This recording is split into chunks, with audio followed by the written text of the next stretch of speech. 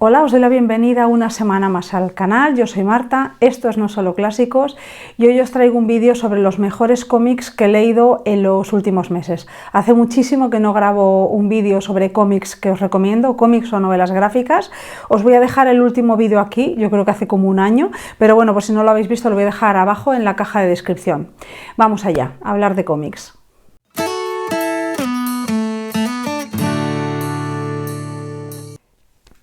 Una de mis autoras favoritas de novela gráfica es Tillie Walden, una mujer muy joven que con sus pocos años ya ha publicado grandes obras. Me habéis oído hablar de ella en el vídeo que vais a ver abajo, recomendándoos otras obras suyas, pero de las últimas que he leído, que por cierto, las dos primeras de las que os voy a hablar en este vídeo son suyas y me las he comprado a la vez, porque hacía mucho que no leía nada de ella y entré en la tienda de cómics donde suelo entrar yo siempre. Y bueno, tenían dos novelas suyas, no me acababa de decidir y al final me traje las dos para casa. Bueno, voy a empezar hablándoos de ¿Me estás escuchando? Esta novela vuelve a ser, no sé si totalmente autobiográfica, pero desde luego sí que bebe bastante de la biografía de la autora, de Tillie Walden. Es una obra bastante, como digo, psicodélica. Es una obra que mezcla el mundo onírico con la realidad sin saber muy bien dónde acaba uno y dónde empieza el otro. Yo me atrevería a decir que es su novela gráfica más experimental.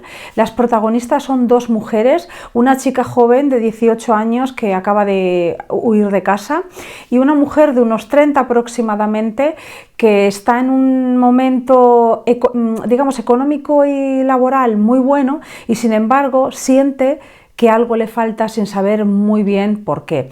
Esta novela gráfica es una road trip, un viaje por carretera de estas dos mujeres que realmente tratan de encontrarse consigo mismas, buscar su lugar en el mundo, en un mundo en el que, digamos, los caminos están muy marcados y ellas no encajan del todo en ninguno de estos caminos. Casi podría decirse que son la misma persona en dos momentos diferentes de su vida, y en una reseña que leí, no recuerdo si fue en Zona Cero o donde la leí, decían algo así como que las dos mujeres protagonistas representan a Tillie Walden en dos momentos de su vida. Quizás sea cierto, quizá la adolescente de 18 años representa a la Tillie Walden que tuvo que aceptar su orientación sexual y el miedo, ¿no? El vértigo de cómo reaccionaría el mundo a su alrededor cuando lo supieran, y la mujer de 30 años que está en una situación económica buena, que laboralmente se siente plena, pero sin embargo tiene un vacío dentro, podría ser la propia Tillie Walden en su época actual, que ha triunfado en lo que deseaba triunfar, que es en el mundo de la novela gráfica, y sin embargo puede que algo le falte. Eso no lo sabemos, pero desde luego sí que son dos mujeres viajando por Texas, son dos mujeres en situaciones vitales muy diferentes, pero que las dos buscan su espacio en el mundo, creen que no han encontrado su lugar. También se encuentran con un gato al que tienen que proteger por el camino, y ya os digo que es casi una alegoría, es una novela gráfica muy simbólica, donde todo es interpretado, está abierto a interpretación del lector, es lo que quería decir, con unos dibujos francamente extraordinarios. A mí me parece que esta autora tiene una manera de dibujar y de utilizar el color, no sé, a mí me gusta muchísimo. Probablemente grabe algunos fragmentos de la novela, así un poco por encima, para que veáis, bueno, su dibujo, su trazo y lo bonita que es, porque es que es preciosa esta novela. Es un espectáculo de colores y además, como es una novela por carretera, ¿no? Es un viaje por carretera, pues vemos esas metáforas de perderse y encontrarse. La siguiente obra, también de Tillie Walden, es la novela más bella y conmovedora que he leído en muchísimo tiempo. Se titula El final del verano y es preciosísima, no solamente por las ilustraciones, sino también por la historia que cuenta. Como al principio nos encontramos con que Tillie Walden se la dedica a su hermano mellizo, dedicada a mi hermano mellizo, asumimos que también tiene parte de su biografía en ella. Nos encontramos en un espacio muy especial, que es una mansión familiar, con una familia encerrada aquí dentro junto con su servicio. Está en medio de un invierno que se prevé que dure 3 años. Los protagonistas son unos mellizos que tratan de vivir en este mundo, en este encierro. Lars, que es el verdadero protagonista, yo diría, intenta luchar contra una enfermedad que lo va devorando y cada vez se siente más prisionero dentro de esa casa. Además, bueno, todos los personajes son de verdad inolvidables y construidos con una delicadeza y una profundidad impresionantes para lo breve que es la novela gráfica. Hay un momento determinado en la obra, casi muy al principio ya, sí, a mitad de la primera parte, se divide en 3 partes, en el que empiezas a notar que algo ha ocurrido en el pasado y que ese algo que ha ocurrido en el pasado y que tú como lector no sabes es lo que está condicionando el presente, lo que hace que sea tan asfixiante la vida en esta casa. Bueno, se me olvidaba decir que tiene un gato gigante que se llama Nemo, Lars, y que suele ir a lomos de su gato por ahí, ¿no?, a sus aventuras junto con su hermana melliza. La historia yo creo que no es tan simbólica como la anterior de la que os hablé, la de Me estás escuchando, pero también vemos una cierta simbología en la historia, en todo, no solamente lo que nos está contando, sino en lo que no nos cuenta, en por qué ese invierno dura 3 años, en por qué esa casa es tan enorme y al mismo tiempo se siente como tan claustrofóbica y tan pequeña, y luego esos secretos familiares, esos problemas familiares que aplastan a estos niños. Es una novela que está llena de melancolía y tristeza, es una novela que habla de la enfermedad, pero también del aislamiento y de la soledad. Es preciosa, es absolutamente preciosa, es conmovedora, tiene imágenes que están en absoluto silencio y tienen un poder, esas imágenes, que yo creo que pocas veces he visto autores de novela gráfica que con silencios tan largos sean capaces de transmitir unas emociones tan grandes. Bueno, lo dicho, me ha parecido, es que es espectacular, espectacular. Si tengo que recomendar una de las dos, yo casi creo que esta me ha gustado todavía más que la otra. Pero bueno, es que Tillie Walden es una autora que me encanta y yo, la verdad, os recomiendo las dos. La que objetivamente es la mejor novela gráfica que yo he leído durante el último año, y me estoy refiriendo desde marzo de 2023 a marzo de 2024, objetivamente, quiero decir, es From Hell de Alan Moore y Eddie Campbell. Yo cuando acabé de leerla dije, ¿pero esto qué es? O sea, ¿esto qué es? Yo no me lo esperaba, no me esperaba esto. La novela es muy extensa, voy a grabaros algunas imágenes para que veáis cómo es el dibujo, a mí me encanta cómo está trazado el dibujo. La historia es muy densa, muy profunda, está contada con una maestría. Para mí es que esto es una obra maestra, pero además, objetivamente, quiero decir, yo creo que esto es indiscutible. La historia, yo al principio pensé que era un punto de vista novedoso sobre Jack el Destripador. ¿Pero qué va? Sí que habla de eso, porque habla de eso, pero es que va mucho más allá. La historia lo que hace es recrear de una manera muy crítica, muy incisiva, muy esclarecedora lo que era la sociedad victoriana con todos sus vicios.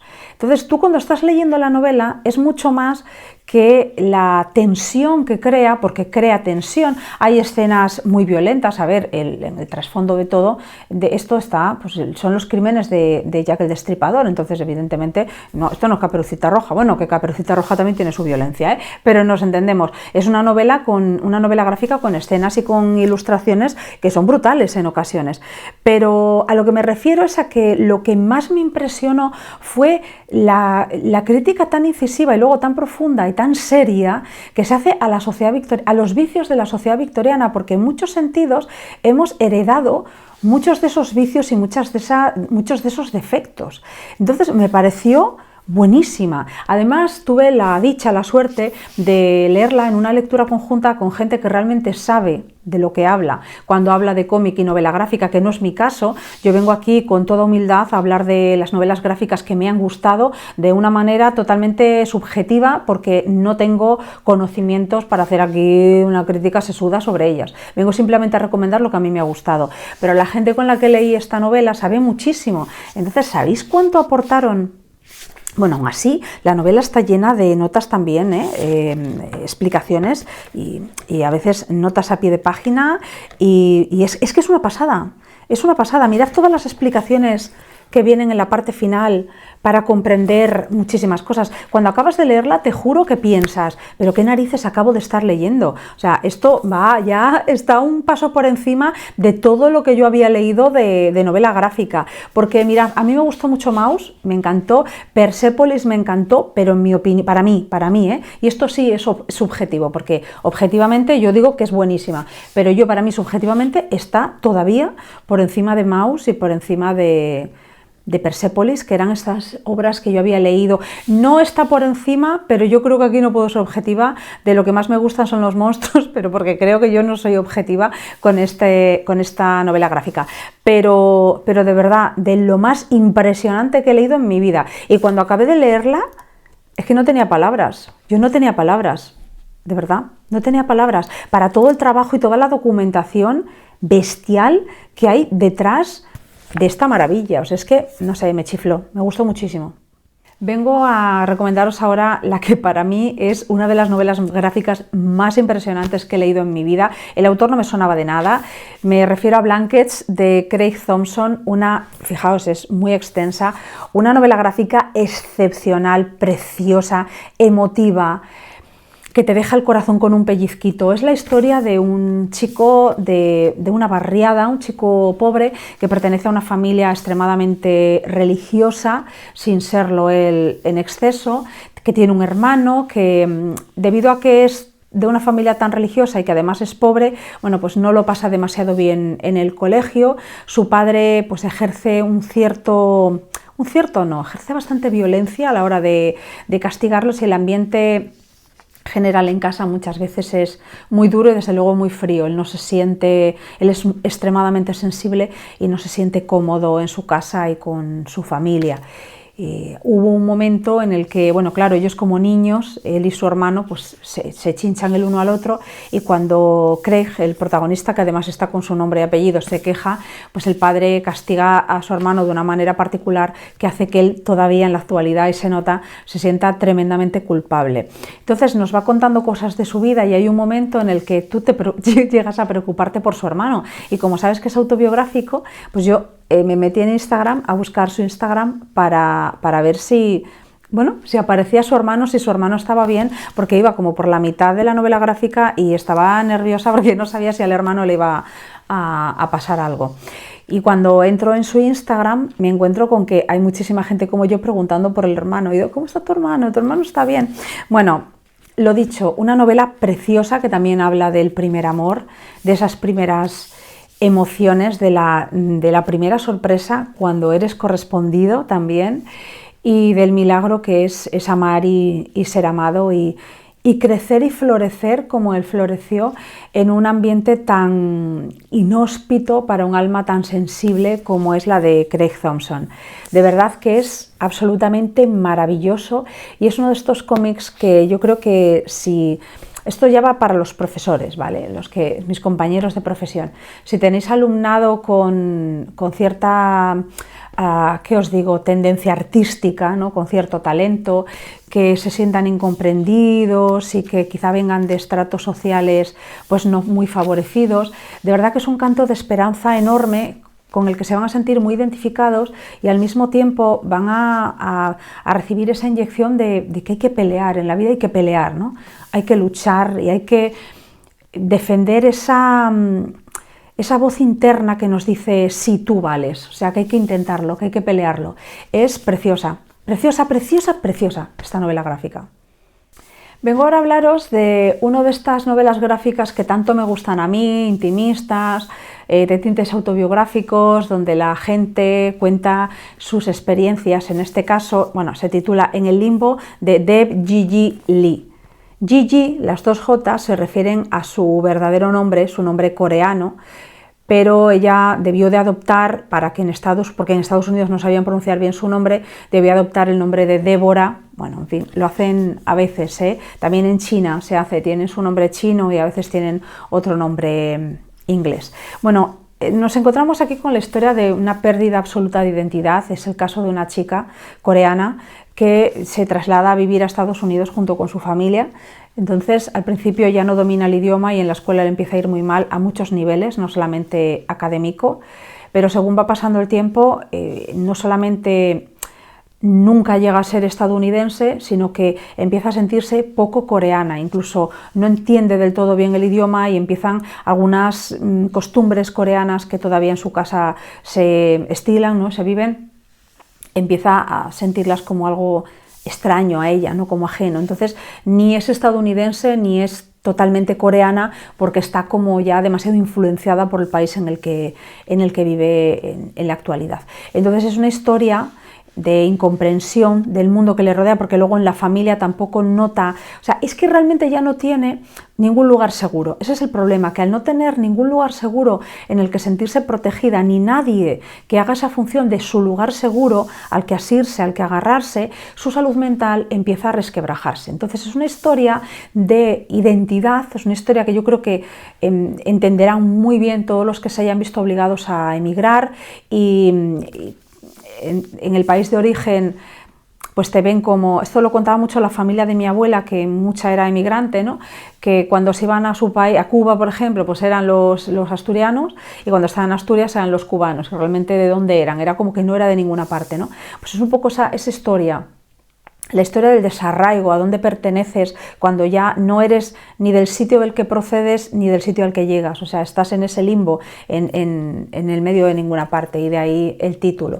Pero aparte también trata el tema de la salud mental de una manera delicadísima, pero muy sincera, sin paños calientes, y yo creo que es muy interesante en un mundo como el nuestro, en el que la gente joven, yo creo que la gran pandemia de la gente joven es la salud mental, ¿no? Depresión, ansiedad y todo lo que ello conlleva. Entonces me parece una novela muy interesante y delicadísima, delicadísima, es una preciosidad de novela y de una enorme tristeza, pero yo creo que son de estas novelas gráficas que son necesarias, son historias que ayudan, son historias que enseñan también, preciosa, una historia muy bonita. Vengo a hablaros ahora de una obra que se centra en la vida de una mujer inmensa, que es Leonora Carrington. El título es Armada de locura, Leonora Carrington, la última surrealista, y los autores son Mary y Brian Talbot. Me pareció maravillosa esta obra, no sabía nada de Leonora Carrington, sí es cierto que me gusta su obra, pero igual que os puedo decir que, por ejemplo, Remedios Varo, otra surrealista que me encanta, sí que de su vida he leído y sé cosas, de Leonora Carrington yo no sabía nada, hombre, asumía que era inglesa o estadounidense por el nombre, pero bueno, parece ser que llevó una vida privilegiada en Inglaterra, que se paseó con los grandes vanguardistas por París, que vivió en España. Estando en España fue internada en un sanatorio mental porque tuvo un brote, una crisis, sufrió una violación terrible que partió su vida en dos, fue una artista impresionante y fue una mujer que luchó contra estereotipos y dogmas de su tiempo. La obra es muy, muy dura, hay escenas tremendas, impresionantes, pero los dibujos, voy a poneros imágenes después, los dibujos y las ilustraciones son espectaculares y mucha parte de la historia carece de texto porque no se necesita, o sea, tiene un dibujo muy, muy efectista, francamente maravilloso y muy duro. Las imágenes las escenas más duras se te quedan grabadas. Lo dicho, es una novela gráfica maravillosa para conocer, yo por lo menos para mí, ¿no? Que conocía parte de su obra, pero no sabía nada de ella, sobre todo para reivindicar la lucha de Leonora Carrington y de tantas como ella, que llegaron, teniendo muchas cosas en contra, a lo más alto de la disciplina artística que decidieron cultivar. Ya os digo que yo no la veo con los mismos ojos, no sabía que había sufrido tanto. Es impresionante cómo algunos artistas construyen cosas tan espectaculares a partir de las cenizas en las que quedan cuando las cosas más terribles de su vida los destruyen, ¿no? Cómo son capaces con esa destrucción de crear semejante grandiosidad. Es una cosa que siempre me ha llamado la atención porque creo que es una cualidad que no todo el mundo posee. Muchas veces las cosas más terribles de la vida te dejan simplemente destrozado y sobrevivir ya es mucho, ¿no? En muchas ocasiones, pero es que los artistas van un paso, no sé, como un punto más allá y agarran toda esta destrucción, todo este horror que han vivido y de repente crean algo espléndido, que es el caso de Leonora Carrington. Cómo me gustó. Uf. Os voy a poner imágenes, ¿vale? Para que veáis también los dibujos porque son espectaculares. Y vengo ahora a recomendaros un manga. Hacía muchísimo tiempo que no leía un manga. A mí me gustan los mangas, pero me agota que muchos de ellos formen parte de series infinitas que por un lado me apetece tener completas, pero por otro lado es un absoluto dineral para quizá no leerlos nunca, porque quieres leer otras cosas. Hay mangas que son 70 volúmenes o más. Entonces, pues un poco dejé de leer mangas por eso, aunque también sé que algunos son de series más cortas o también hay mangas autoconclusivos, que lo sé. Pero bueno, llevaba una temporada leyendo otro tipo de cómics. Pero se cruzó en mi camino un manga de estos que forman parte de una serie larguísima. Me estoy refiriendo a Tokyo Revengers, que acabé de leerlo no hace demasiado. Es el primer volumen, me chifló, me requete chifló. Me suena un poquito el argumento así en general a otro del que os había hablado ya y que me gustó mucho, que es Desaparecido, porque hay saltos en el tiempo y hay muertes que se tienen que evitar. El protagonista es un chaval que en su juventud formaba parte de una banda. En el presente su novia ha sido asesinada y él da un salto al pasado, unos 12 años atrás, para intentar cambiar cosas del pasado y evitar que su novia muera. En cada salto al pasado va cambiando una serie de cosas y nosotros tenemos que ir viendo, que esa es la intriga, si consigue o no consigue evitar la muerte de su novia.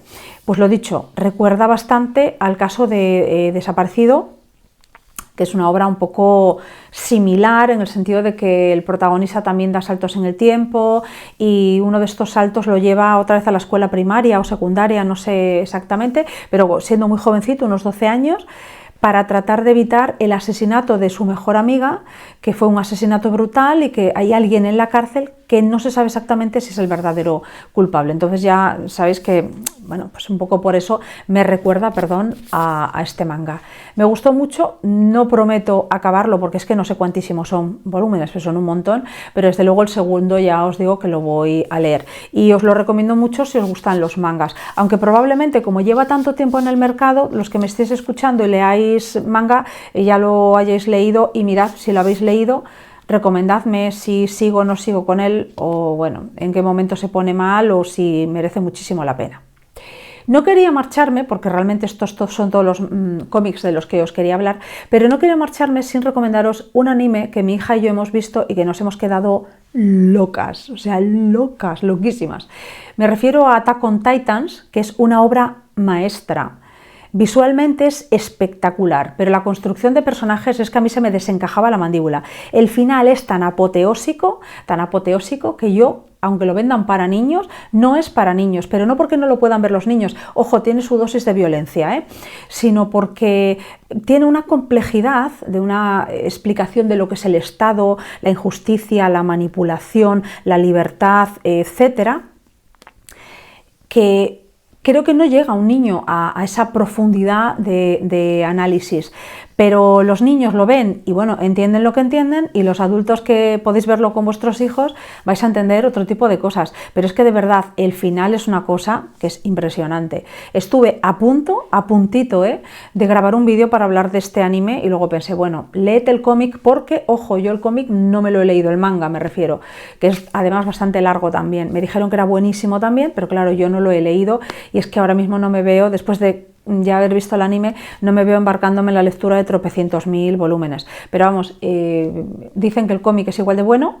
Yo lo que os puedo recomendar es lo que he visto, que es el manga, de verdad, de corazón, espectacular. Y otro que hemos visto mi hija y yo que nos ha encantado es Demon Slayer, Cazadores de Demonios, ¿no? Creo que se traduce en español. Bueno, una pasada también. Os dejaré por aquí las imágenes. Y creo que están todos en Netflix, ¿puede ser? Sí, creo que los dos están en Netflix. Bueno, eso es todo. Espero haberos dado recomendaciones que sean de vuestro gusto. Si habéis leído novela gráfica, cómic, manga, me da igual, últimamente que os haya fascinado y os haya encantado, os agradecería mucho que me dejarais recomendaciones, porque es un tema del que sinceramente no controlo absolutamente nada y voy un poco dando palos de ciego cuando me acerco a alguno. Así que muchas gracias por haberme escuchado, felices lecturas y hasta la próxima. Chao.